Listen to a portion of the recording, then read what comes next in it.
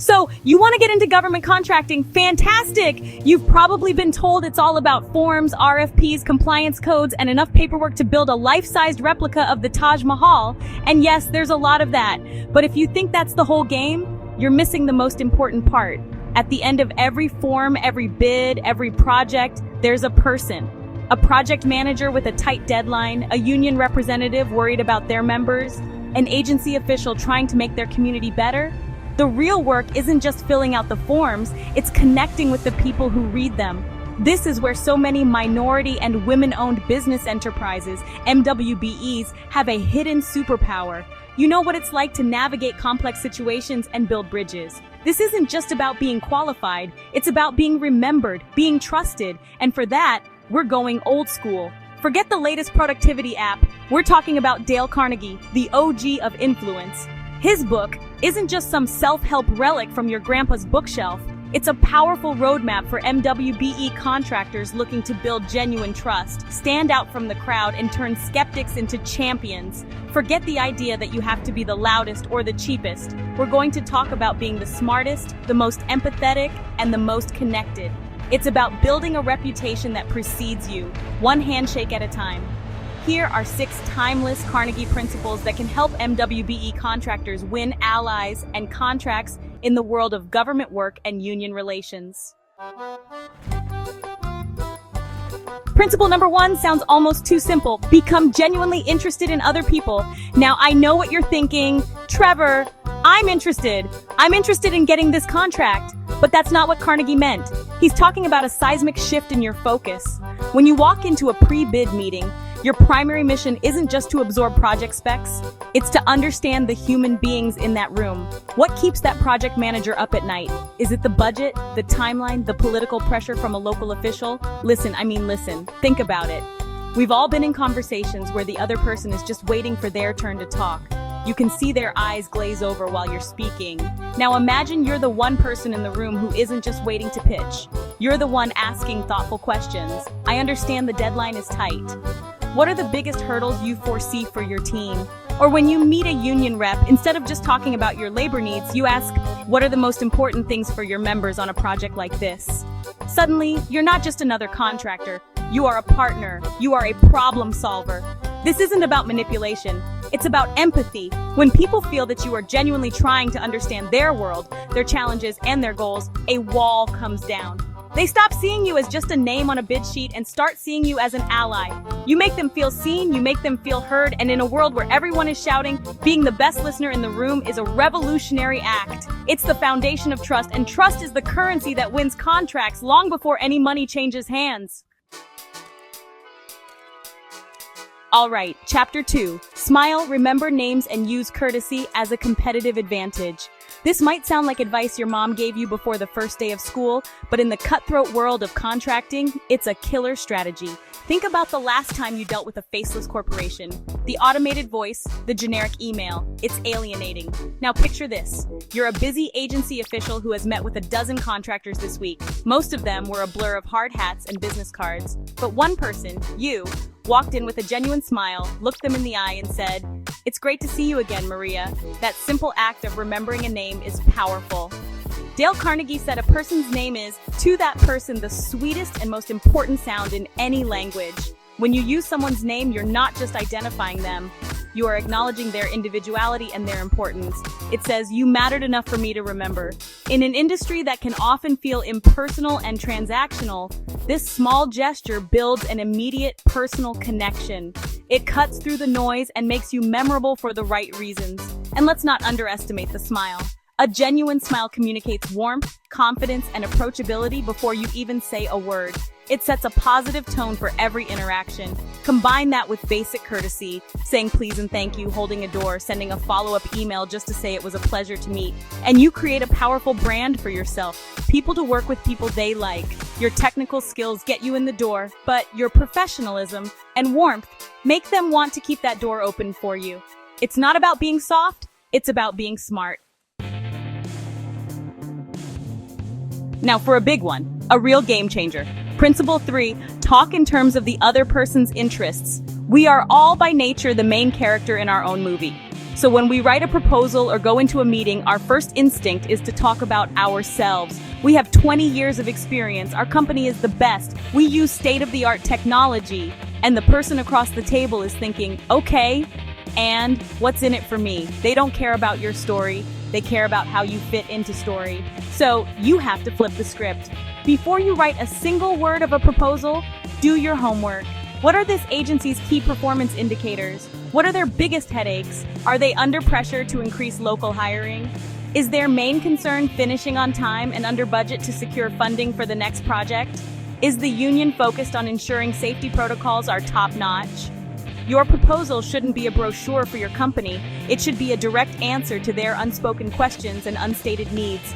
Frame everything through their lens. Instead of saying, we are great at project management, say, we understand your timeline is critical, and our project management system is designed to provide you with daily updates so you can report back to your stakeholders with confidence. Instead of, we meet all MWBE requirements, try, we are proud to contribute to your local hiring goals by sourcing 40% of our team from the community, which we know is a key priority for the City Council. You're not just selling your services, you're selling them peace of mind. You're showing them you've done the work to understand their world. And that makes you a partner, not just a vendor. Okay, this is a skill that would not only win you contracts, but honestly, it could probably solve most family arguments at Thanksgiving. Chapter 4 is all about how to win people to your way of thinking without argument. Let's be real, in construction and government work, disagreements are going to happen. There will be change orders, unexpected site conditions, and conflicting interpretations of the blueprints. The natural human instinct when challenged is to dig in your heels and fight. You know that no, you're wrong. The spec clearly says, moment. And just like that, you've created an adversary. You might win the argument, but you've lost the relationship. Carnegie's approach is honestly a masterclass in diplomacy. When an objection is raised, don't immediately counter it. First, acknowledge it. Show that you respect their perspective. Start with phrases like, that's a very valid point, and I understand why you're concerned about that, or I can see how you might interpret it that way. Let's look at it together. This immediately disarms the other person. You're not attacking them, you're validating their concern. You've moved from a face-to-face confrontation to a side-by-side collaboration, both looking at the problem together. Once you've found that common ground of mutual respect, you can gently introduce your point of view. Frame it not as a rebuttal, but as an alternative solution or just an additional piece of information. For example, given that concern about the budget, what if we explored this alternative material? It meets the performance specs but could save us 10%. You're not telling them they are wrong. You are inviting them to find a win-win solution with you. This method turns potential conflicts into opportunities to build even stronger trust and show that you are a reasonable, solution-oriented partner. This next principle is some next-level influence. Honestly, it's like the Jedi mind trick of relationship building. Chapter 5. Let the other person feel the idea is theirs. Nobody likes being told what to do, but, everyone loves their own ideas. We are fiercely protective of them. The most effective leaders and collaborators really get this. Instead of marching into a meeting and presenting a fully formed, non-negotiable plan, they plant seeds. They guide the conversation so that the other stakeholders arrive at the desired conclusion themselves. Let's say you've identified a more efficient way to phase a project.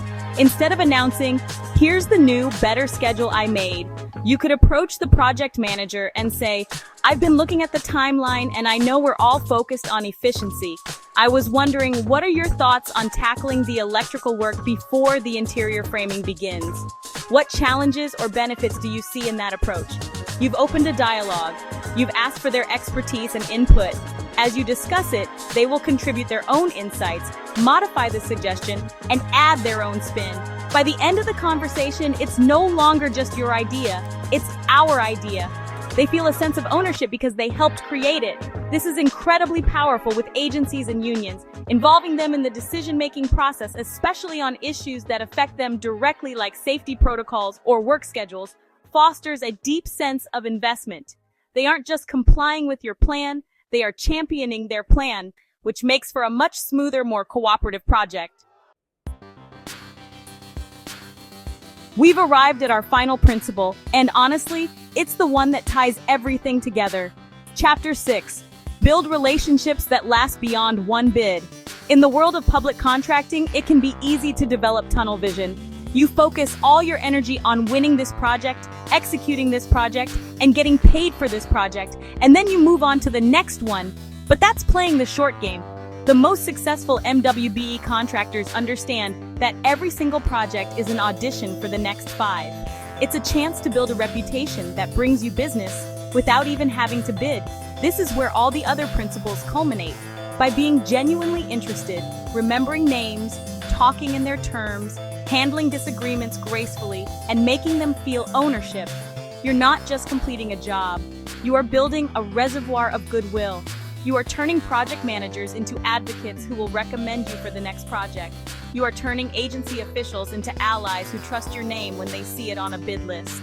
You are building trust with union leaders who see you as a fair and reliable partner, not an adversary. Think long-term. After a project is successfully completed, don't just disappear. Send a note thanking the team for their partnership. Check in a few months later to see how everything is holding up. Maintain those connections. Because when the next multi-million-dollar opportunity comes up, and that project manager is asked, who should we get for this? Your name will be the first one that comes to mind. Not just because you did good work, but because you were good to work with. That is the ultimate competitive advantage. So there you have it. 6 principles that are nearly a century old, but are honestly more relevant today than ever. In the competitive landscape of government contracting, your technical skills, your certifications, your ability to lay concrete or wire a building, those things get you to the table. They open the door, but they don't guarantee you a seat. It's your people skills, your ability to connect, to build trust, and to collaborate that keep you in the room and get you invited back again and again.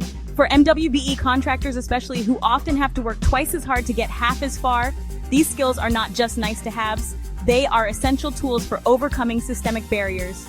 But here's the key. This can't be a trick. You have to mean it. Applying these principles sincerely is what makes them work.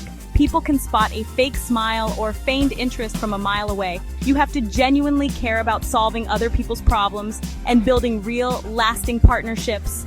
When you do that, you transform every interaction from a transaction into an opportunity. You stop being just another bidder and become an indispensable part of the team, building a legacy of excellence and integrity that will fuel your success for years to come. This is how you move from just surviving in the public contracting space to truly thriving in it.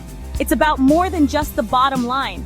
It's about building a business with a solid foundation of human connection. So go out there, be brilliant, be qualified, but most importantly, be human. Win contracts and hearts, one relationship at a time.